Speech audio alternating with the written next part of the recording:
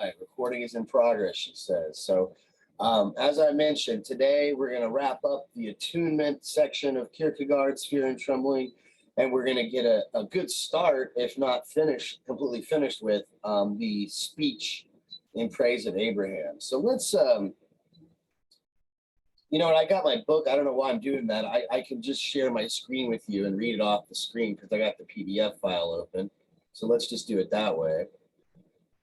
I'm going to read right where we left off on Monday. So we're in, again, the section titled Attunement, where we went through the first two sections, and now we're on section 3. So remember, these are all different interpretations, different readings, different ways of attuning ourselves, trying to understand the story of Abraham, or at least ways that Johannes has tried to understand the story. So let's see how he does it in the third and the fourth section. The third section, he writes, "It was early morning. Abraham rose in good time, kissed Sarah, the young mother, and Sarah kissed Isaac, her delight, her joy, forever. And Adam rode thoughtfully on. He thought of Hagar and of the son whom he had driven out into the desert. He climbed the mount in Moriah. He drew the knife. It was a tranquil evening when Abraham rode out alone, and he rode to the mountain in Moriah. He threw himself on his face. He begged God to forgive his sin at having been willing to sacrifice Isaac, at his father's having forgotten his duty to his son. He rode more frequently on his lonely way, but found no peace. He could not comprehend that it was a sin to have been willing to sacrifice to God the best he owned, that for which he would have had many a time have gladly laid down his own life. And if it was a sin, if he had not loved Isaac, then he could not understand that it could be forgiven. For what sin was more terrible?" And then we get this a metaphor of the child being weaned from the breast. When the child is to be weaned, the mother too is not without sorrow, that she and the child grow more and more apart, that the child which first lay beneath her heart, yet later rested at her breast, should no longer be so close. Thus together they suffer this brief sorrow. Lucky the one who kept the child so close and had no need to sorrow more. So this is I would say this is kind of my take, and I'm welcoming anybody else's takes if you want to jump in. But my take here is that this is a stark contrast to the first attunement, which is odd because they're all ways of trying to make sense of the story, and yet this one is kind of an opposite. Well, I don't know if opposite's the way to put it, but in the first attunement, he's mentioning that Abraham becomes sort of the fall guy. Abraham makes himself look like this bad person to shield Isaac from grappling with the fact that God demanded this of him. So he wants to take the blame because he's afraid that Isaac won't accept God if he knows that God ordered this to happen.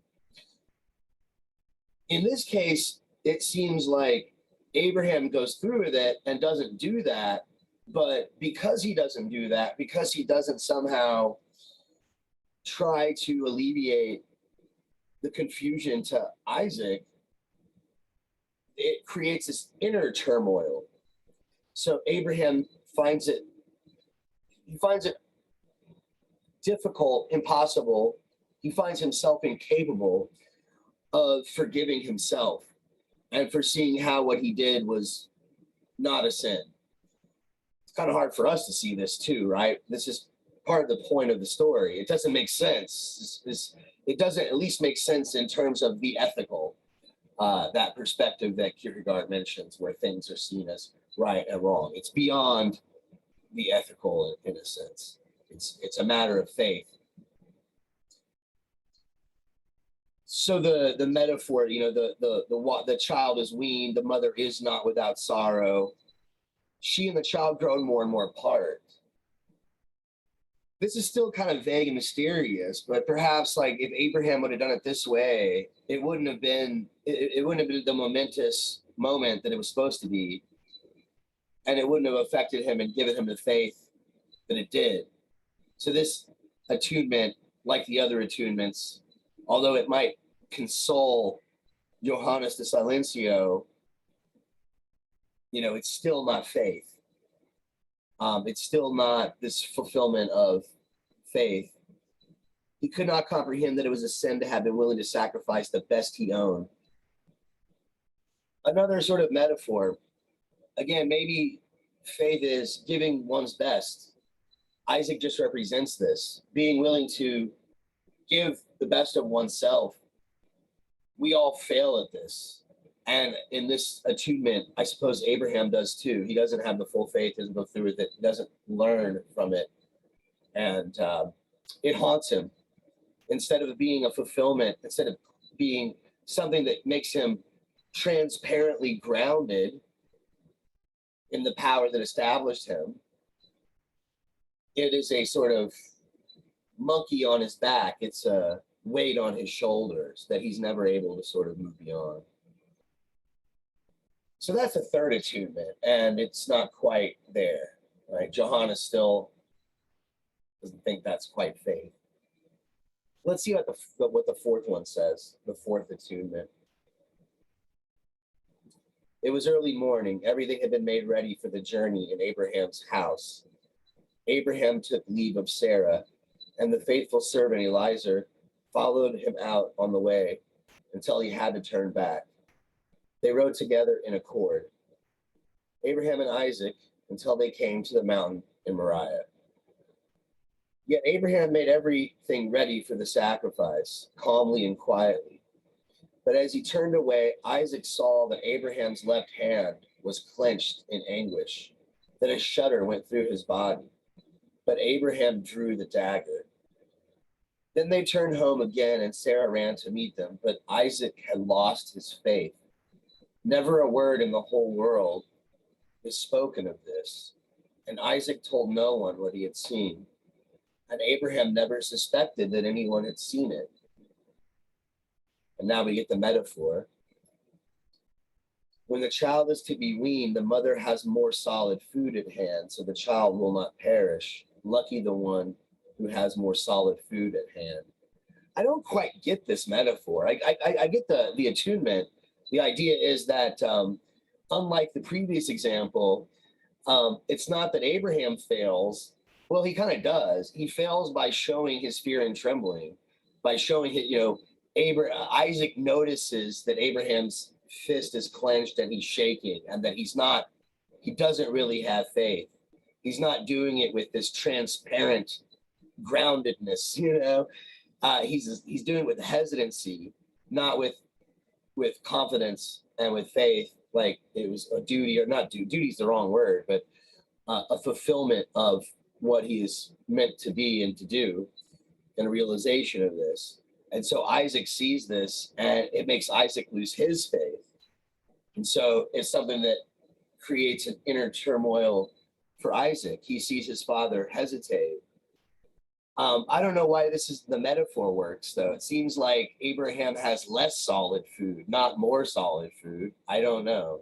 Or maybe it's like solid food isn't as good as breast milk, because breast milk is more nurturing and growing, and solid food is kind of rough, and the kid has to adjust to it and digest it properly. Or I don't know. I'm kind of just grasping at straws now. But that's that metaphor for me is kind of hard to follow. I'm not really quite sure.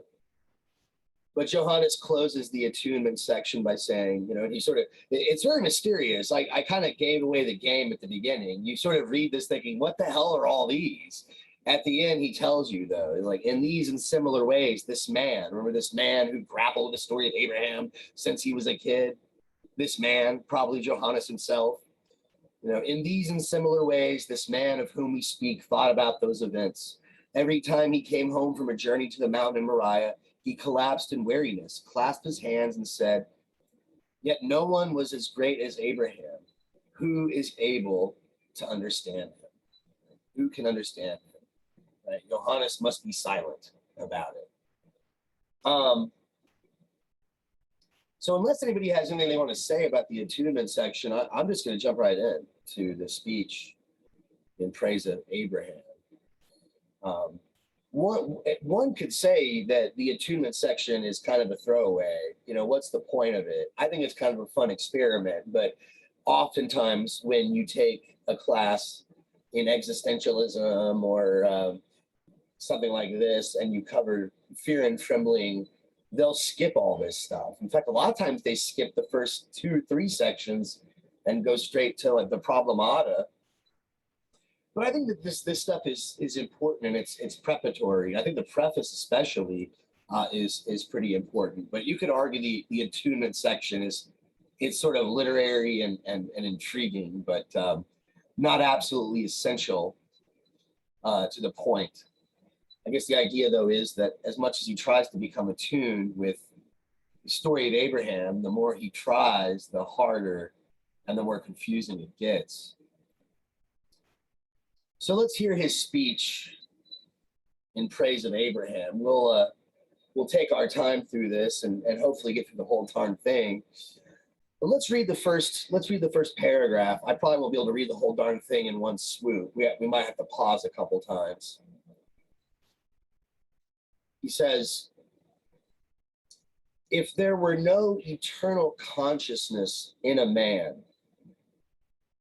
if at the bottom of everything there were only a wild ferment, a power that twisting in dark passions produced everything great or inconsequential, if an unfathomable, insatiable emptiness lay hidden beneath everything, what then would life be but despair? If it were thus, if there were no sacred bond uniting mankind, if one generation rose up after another like the leaves of the forest, if one generation succeeded the other as the songs of the birds in the woods, if the human race passed through the world as a ship through the sea or the wind through the desert, a thoughtless and fruitless whim, if an eternally oblivion always lurked hungrily for its prey, and there were no power strong enough to wrest it from its clutches, how empty and devoid of comfort would life be? But for that reason, it is not so.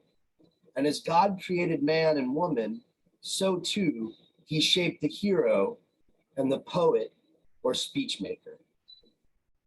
Okay, so what is he doing here at the beginning? Now, you might actually question the philosophical soundness of the reasoning here, but he's basically giving us a what you might call in a logic class a disjunction, a disjunctive statement, an either or, right? He's basically saying like either the world is this empty, meaningless place, right, with no eternal consciousness, nothing but a wild ferment at the bottom, a power twisting in dark passions, unfathomable, insatiable. Either that's the case, and then everything's despair, right, or not, right, or there is meaning. So that's the dichotomy, right? It kind of reminds me of the line in Hamlet, to be or not to be, that is the question, right? Hamlet is looking at the skull of Horatio or Uric, right? Uric. Alas, poor Uric, I knew him well. And he's thinking about death. He's thinking about dying, right? To be or not to be? That's the question. Is it better to be a skull and nothingness with an empty, or to be here, Hamlet, confused, not knowing what to do, not knowing whether I'm going crazy or whether my father's ghost is really telling me to murder my uncle? Why, right? Is it all meaningless? Am I crazy? Is this a vortex of chaos? Or is there meaning? Is there purpose in existence? So that's the sort of either or. That's the sort of the dilemma. And he says it can't be. It must be the case. What does he say? At the bottom, right? If one generation succeeded the other, if human race passed through the world as a ship through the sea, if eternal oblivion always lurked hungrily for its prey, how empty and devoid of comfort would life be? But for that reason, it is not so. And as God created man and woman, so too he shaped the hero and the poet or speech maker. So what's he saying there, right? So if there is no meaning behind all this, if there's no eternal consciousness, etc., then life is just meaningless. We're left with nihilism. But if that, because that's the case, it can't be so, right? What do you think? Let me, I used a word that is an important word, and some of you, a lot of you might not be familiar with it. So let me get the PowerPoint up on the screen, and I'll write that word down. I just used the word nihilism. And let me get a new slide here. So in this opening passage in the speech in praise of Abraham, right, he's basically contemplating nihilism. Right? Nihilism, the view, the belief that everything is meaningless. There's no value in the universe. Nothing matters. Nothing has any purpose, meaning ultimately. He's arguing against nihilism. He's saying that it can't be the case. Right? If there were no eternal consciousness, if there were no meaning, if there were no purpose behind this, then it'd be nihilism. And so since nihilism is the only alternative, it must be so. It must be so that it's not the case, right? What do you think? Is this a good argument?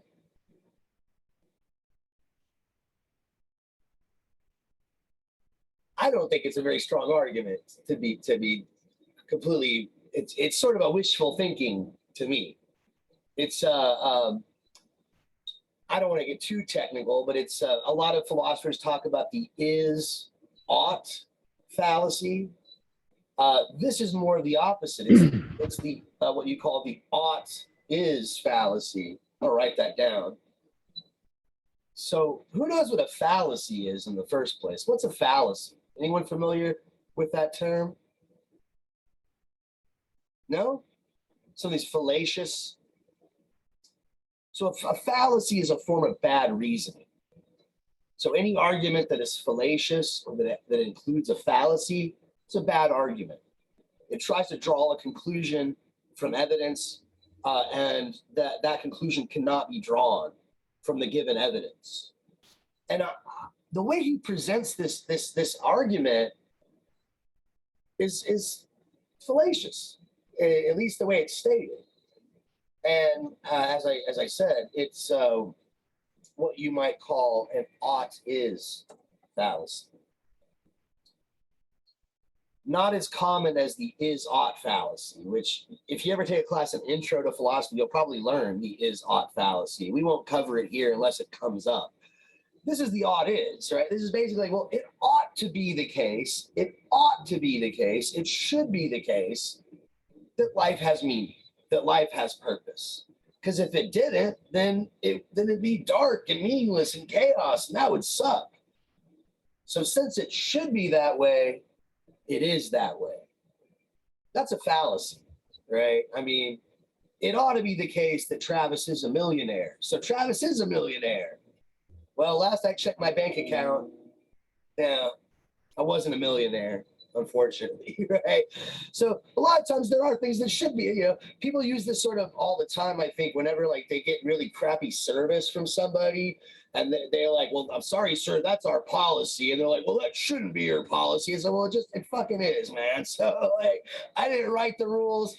I know it should be this way, but just because it should be that way, I can't change it just for you, right? And I know it doesn't make sense, but them's the rules, buddy. And that ain't an argument. Just because it should be that way, go talk to the manager, go run for president, whatever, right? And so people do use this logic, but it's not really great logic. Let's just, I guess, ignore his fallacious reasoning here. Where's he going with this? Let's get back to the reading. He says, if nihilism were true, if it was all chaos and beneath everything was nothing, then life would be dark, it'd be hopeless, it would be despair. So therefore, that can't be the case. Right? God made it.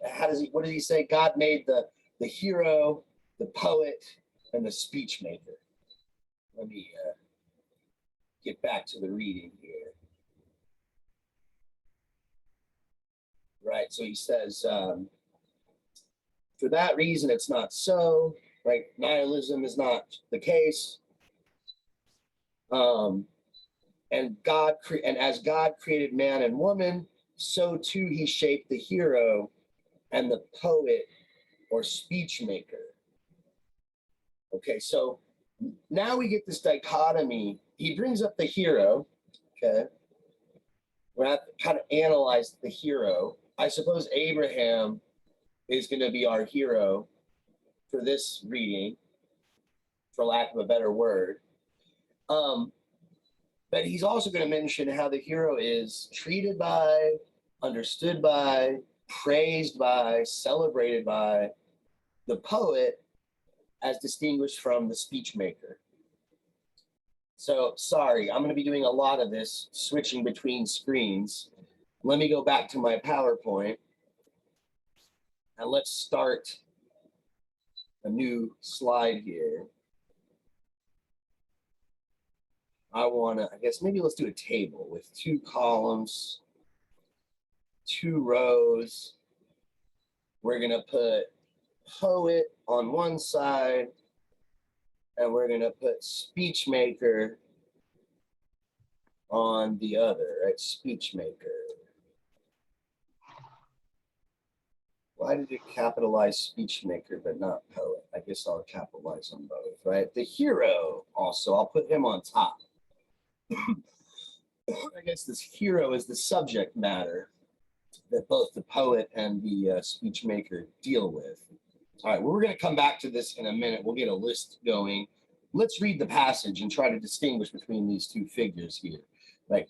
So life is not nihilism. Life is not meaningless. Existence does have a purpose. God made man and woman, and just as he made them, he made the poet, the speech maker, the hero. He shaped them. Okay, so where's he going with this? Let's back to where we left off. So the latter, that's the speech maker, the second of the 2. The latter has none of the skills of the former. He can only admire, love, take pleasure in the hero. Okay, I'm going to type this. You can't see it, I know, but I'm going to go ahead and type this. What does it say? Can only admire,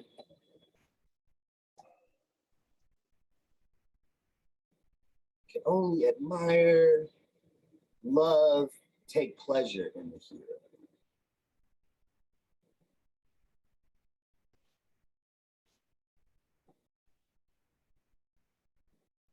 Okay, what else do we get? He says, yet he too, no less than the hero, is happy. For the hero is, so to speak, that better nature of his in which he is enamored, though happy. That it is not himself. So the speech maker, I suppose, sees a part of himself in the hero, maybe a part of him that is not as developed as he would like it to be, but that is there potentially. Hero is, so to speak, that better nature which is a man, though happy that is not. His love can indeed be admiration. Right? Let me write that word. So admiration.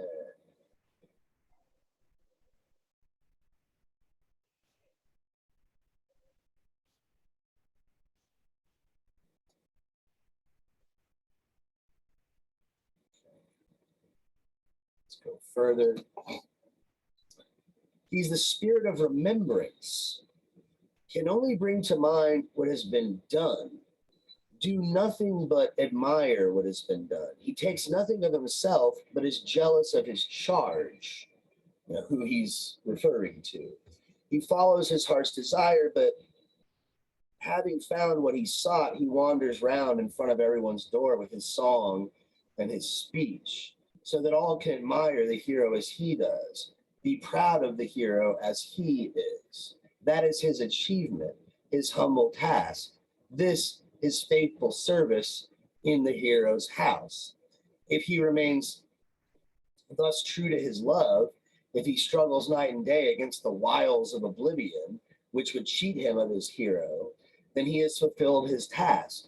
He is united with the hero, who in his turn has loved him just as faithfully, for the poet is, so to speak, the hero's better nature. Ineffectual certainty, as memory is, but also transfigured as a memory is. Therefore, no one who was great will be forgotten, and however long it takes, even if a cloud of misunderstanding should take the hero away, his lover still comes to him, and the more time goes by, the more faithfully he sticks by him. Okay, let's back up a little bit. What he says about the speech maker here, which is, I think, noteworthy in that long passage I just finished. So he says that he's the spirit of remembrance, still talking about the speech maker. He can only bring to mind what's been done. He takes nothing of himself, but is jealous of his charge. He follows his heart's desire, but having found what he sought, right? He wants to admire the hero. He finds the hero. This is what his heart desires. He wanders round in front of everyone's door with his song and his speech, so that all can admire the hero as he does, be as proud of the hero as he is. So the speech maker is presenting the hero, or trying to present the hero, in as universalistic terms as possible, in ways that as many people can relate to it as possible. Let me write that. I'll go back. I promise I'll go back to the PowerPoint in a minute. I'm still in the middle of making this list. Let me write that down. So speaks, I don't know how to put this, speaks of the hero universally to all. That's not good, I guess. So they all can appreciate the hero in the same way that he does. Okay. And then he goes on, next paragraph. No one shall be forgotten who is great in this world. You know what, maybe before I move on, maybe you should contemplate that a bit. I find this somewhat questionable. No one who was great will be forgotten, however long it takes. What does he say before that? Let me back up another line, because he says therefore. So he says, he is united with the hero in his turn. The poet is, so to speak, the hero's better nature. So now we're transitioning to the poet. Okay, this is interesting. So the hero is the speech maker's better nature, but the poet is the hero's better nature. I'm gonna write that one down. That's the distinction.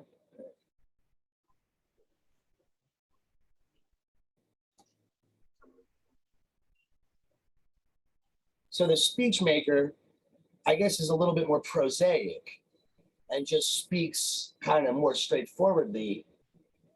He finds something in himself that could be, man, sometimes I'm brave, but I'm not brave like that guy. That guy's brave to like 10 times what I am, but I know what bravery is. So let me kind of relate bravery to other people and kind of write a speech so everyone can kind of understand. The poet is the hero's better nature. What does he mean by this? Doesn't really explain it that well, but I would say the poet, because he has such a facility with language, maybe he's able to see something that most can't see, and even the hero can't see, and is able to see something even special about the hero. Just does the task, just does what needs to be done without forethought. The poet can draw out that mystery, perhaps, with his poetry, with his wonderful language. I got sidetracked there, though. Let's go back to the reading. So he says, so the poet is the hero's better nature, ineffectual certainty as a memory is, but also transfigured as a memory is. So our memories are hazy, they're ineffectual, they're transfigured. We change, right, our past. Sometimes we reinterpret our past. Things that we thought were mistakes turn out to actually be a learning experience, or vice versa, whatever. The poet helps us remember. Therefore, no one who is great will be forgotten. The poet comes to their assistance. Okay, he allows those who are great to not be forgotten. Is that true though? He says, I'm guessing there's probably a lot of great people who were forgotten and probably some not so great people who are remembered. So I'm just like really being a nitpicky jerk today, but that's, that's my thing. But let me write this down. So the poet is the hero's better nature, and because of the poet, the hero will not be forgotten. Right? The greatness of the hero will not be forgotten. Let's read on. So no one shall be forgotten who was great in this world. I take issue with that, but okay. But everyone was great in his own way, and everyone in proportion to the greatness of what he loved. Okay. So actually, let me do this. Let's go back to the PowerPoint.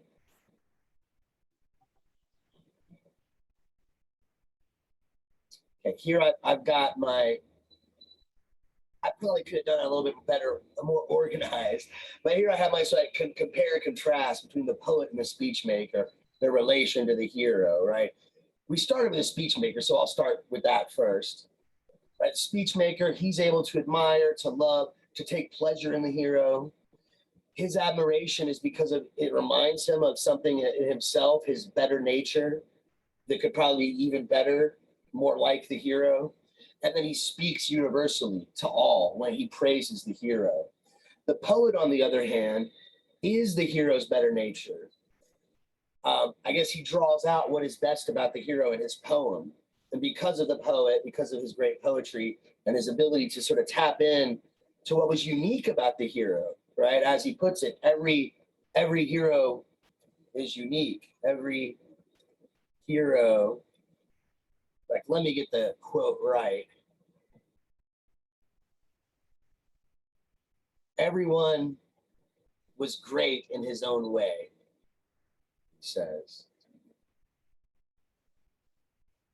Everyone who was great in his own way. And I suppose because of the absolute uniqueness of that greatness, one needs the poet, one needs the creativity, the facility of language, using words metaphorically and symbolically to sort of touch on things that can't be done prosaically and straightforwardly like the speech maker would. The next thing he says, though, is that the greatness of the hero is directly proportionate to what the hero loves, right? So how am I going to, let's see.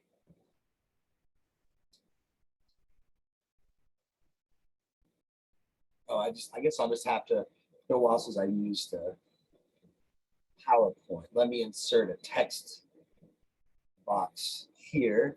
So basically, I guess the greater the heroes, or actually this, the greater what the hero loves,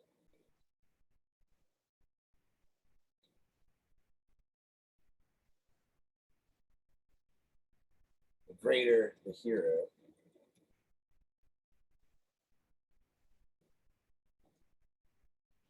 Let me make that much bigger.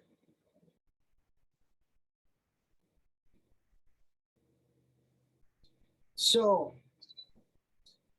I'm going to read on, but just briefly, just stating this at an opening line in brief, right? So everyone is great in their own way, and their greatness is proportionate to what they love. So the greater it is the thing that the hero loves, the greater the hero. And again, on the face of it, I would say it kind of makes a little sense. I would say, if the hero is in love with an idea, like the idea of freedom and liberty. They're willing to sacrifice themselves for everybody's freedom. So, like my hero, Martin Luther King, one of my heroes, what he fought for, what he ended up dying for, was great, right? The civil rights, the equal treatment of his fellow man, a better society, right? If that's what his love was, his love for his fellow man, and not just for one or two, but for all humankind, then that made his heroism even greater, I suppose. So let's continue with the reading. Let's go back to the PDF file.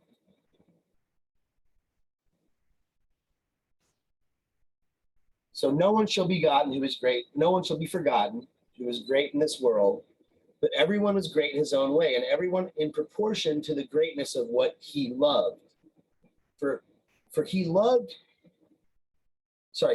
who loved himself became great in himself, and he who loved others became great through his devotion. But he who loved God became greater than all. Right? So he's got this kind of hierarchy, right? Love for the self, love for others, love for God. Right? So that's sort of the hierarchy. And in a way, you could say this kind of fits. Sorry, I keep doing this, going back from screen to screen. This kind of fits with Kierkegaard's 3 approaches to life. Maybe I'm digging and reading into it too much, but remember we talked about the 3 stages on life's way? You might say that love for the self is sort of the aesthetic approach, right? You're doing what feels good to you, and that's a very subjective, selfish thing, right? I like this, I like that, I'm going to do it, damn it. The ethical is a more broad, universal approach. So it's love for others. Well, I have an image of myself that I want to project on the world. I want to be a good public figure or a husband or a teacher or whatever. I have this identity that is a part of a larger community of people, and I want to uphold those values. So this is the love of others. The religious is love of God, and it takes on a very unique form for each individual, according to Kierkegaard and his buddy Johannes here. Sorry, I just had to pause there because as soon as I read that passage, it made me think of the three stages, right? Love of self. Yeah, kind of the aesthetic guy.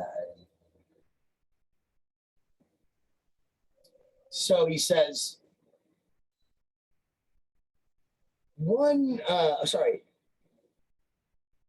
they shall all be remembered, but everyone became great in proportion to his expectancy. Okay. So now we get a second element here. Right? Not only is the hero great in proportion to what they loved, themselves, others, God, but they're also great in proportion to what they expect. What standard do they have? What are they expecting? Martin Luther King expected something pretty grand. He expected, his children or his children's children to go to school with others that look different from them and to judge each other by the content of their character, not by the color of their skin. A noble expectation, something that might not have been likely or thought of as likely at the time. And many cynical people thought he was asking too much, but he got it. It worked. What did Abraham expect? Well, we'll talk about that a little bit later, but Abraham expected something maybe even completely impossible. And so his expectancy was even greater. He expected even more. So one became great through expecting the possible, another by expecting the eternal. But he who expected the impossible became greater than all. Again, that kind of fits into the aesthetic, ethical, religious, right? The possible, the aesthetic. Well, yeah, of course it's possible to have fun. And, the eternal, that's more like a universal, everyone agrees, it's always true. That's the ethical. Then there's the impossible, right? With God, even the impossible is possible, right? It's this sort of paradox, this paradox of faith. They all shall be remembered, but everyone was great in proportion to the magnitude of what he strove with. So there's the third element. Not only is the hero great in proportion to the thing that they love, not only are they great in proportion to what they expect, what they're expecting from their faith, but also what they strove with. Not what they strove for, but what they strove with. What did they struggle with? What was the fight? What was the battle that they had to struggle with? Well, I keep using MLK because he's my man. I love the guy. I love that man. He went to jail, right? He sacrificed his life for what he did, right? He strove with. He had uncomfortable conversations with people in power who had much more political power than he did, right? So the greatness of the struggle also gives us the greatness of the hero. I'm going to continue, but let me pause there and fill in some of the stuff that we went over. So let me go back to the PowerPoint, right? So we already wrote down, we've already got, right? So the hero is great in proportion to what he loves, right? He's also great in proportion to what he expects. And he's also greater in proportion to what he strives with, right? Get that spelling right.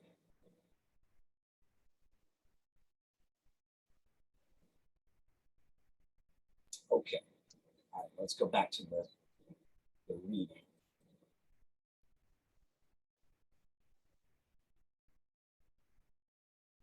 So he continues, right? I'll repeat that last line. So they all be remembered, but everyone was great in proportion to the magnitude of what he strove with. For he who strove with the world became great by conquering the world. He who strove with himself became greater by conquering himself. But he who strove with God became greater than all. Thus there was strife upon earth. There was he who conquered everything by his own strength, and he who conquered God by his powerlessness. That's an interesting dichotomy. So the one that struggles with the world does it with his strength.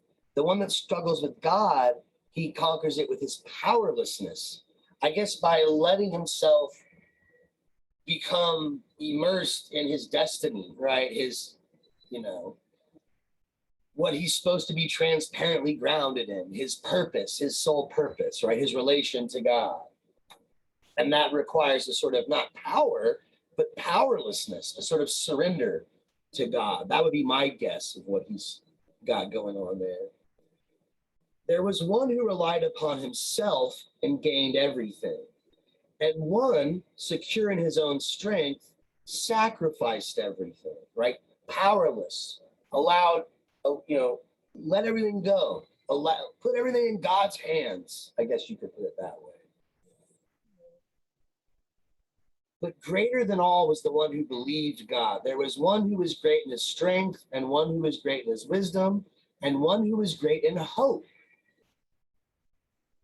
One who was great in love, but greater than all was Abraham, great with that power whose strength is powerlessness, great in that wisdom whose secret is folly, great in that hope whose outward form is insanity, great in that love which is hatred of self, giving oneself over, giving oneself up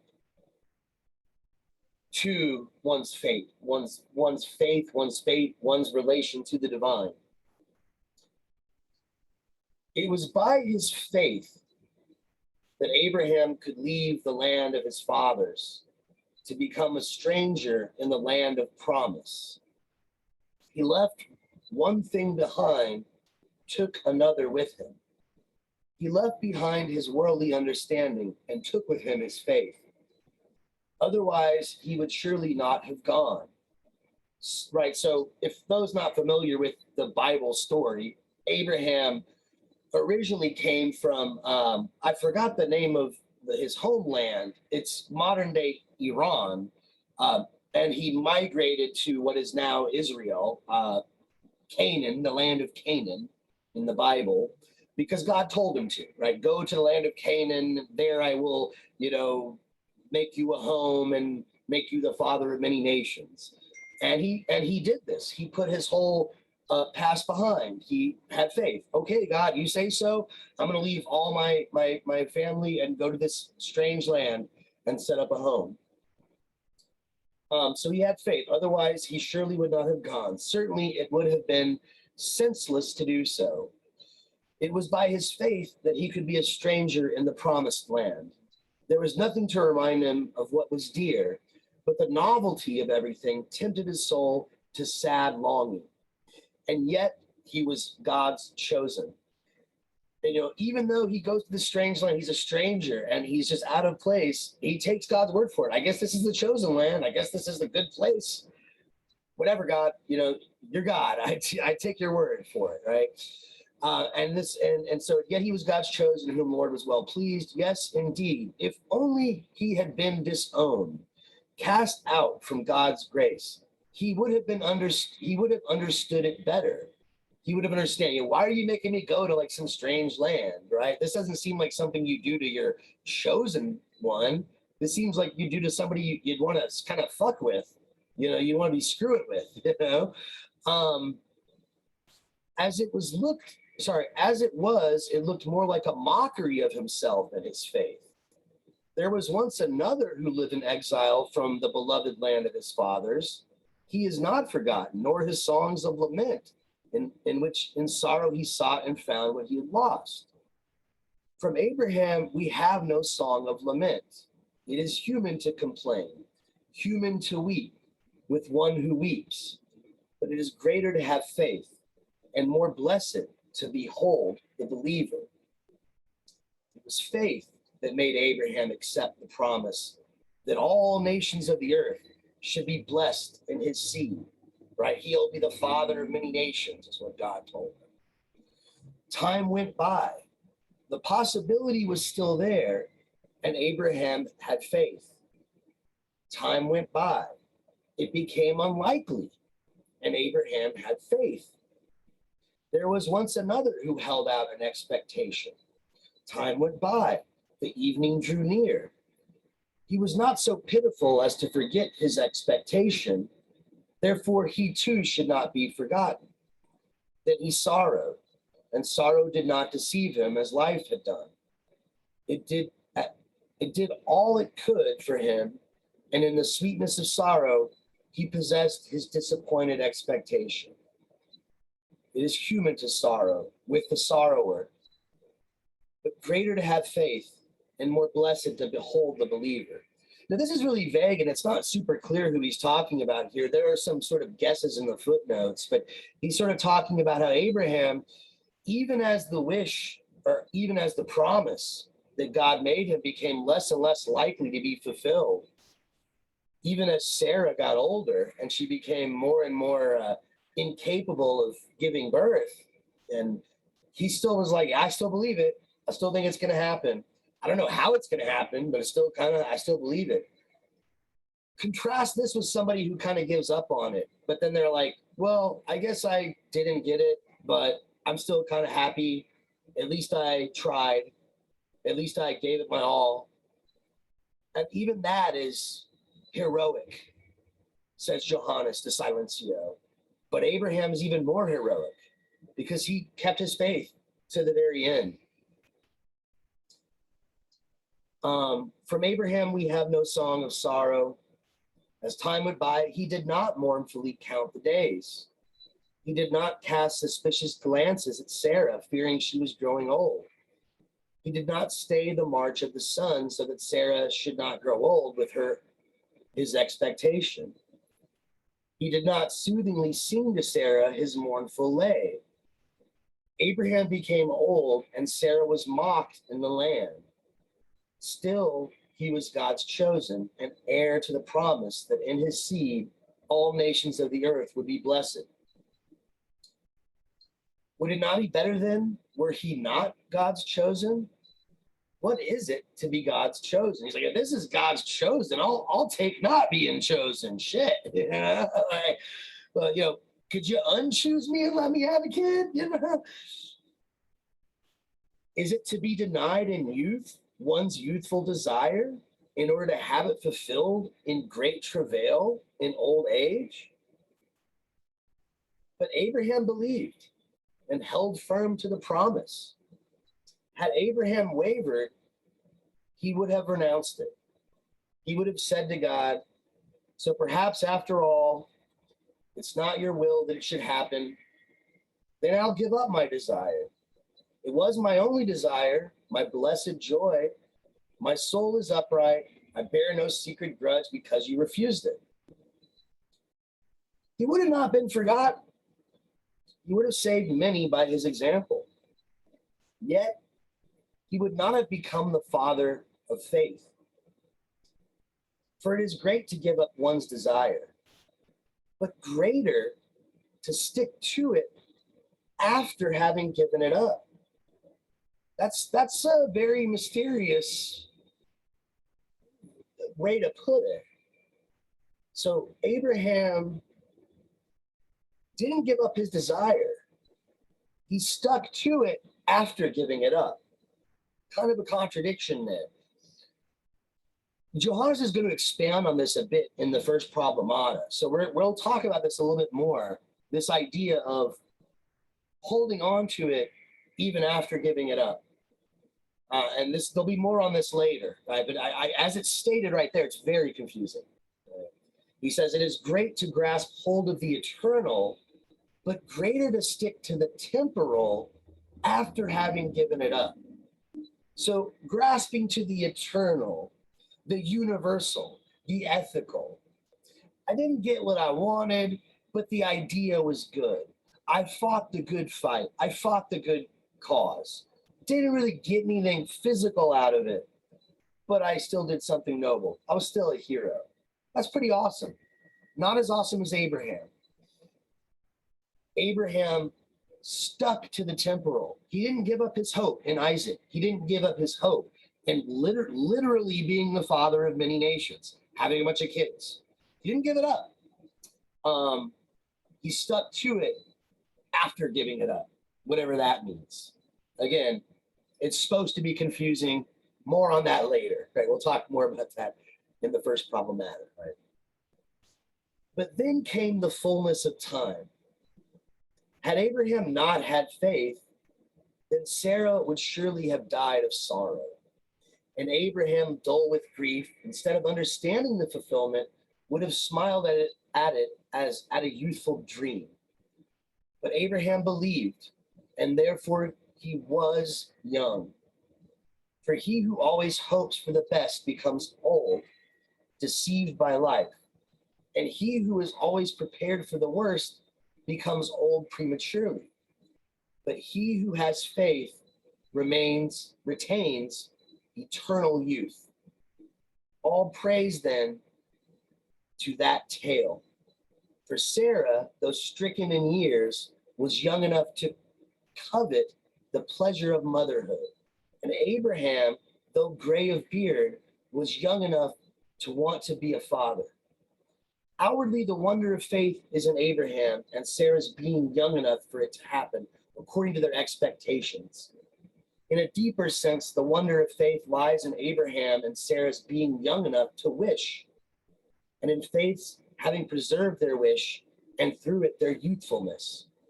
He accepted the fulfillment of the promise. He accepted it in faith. But it happened according to expectation and according to faith. For Moses struck the rock with his rod, but he did not believe. This is a reference to Exodus, not super important.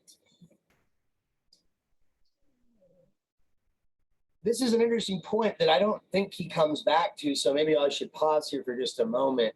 This idea of faith, those who have faith retain eternal youth.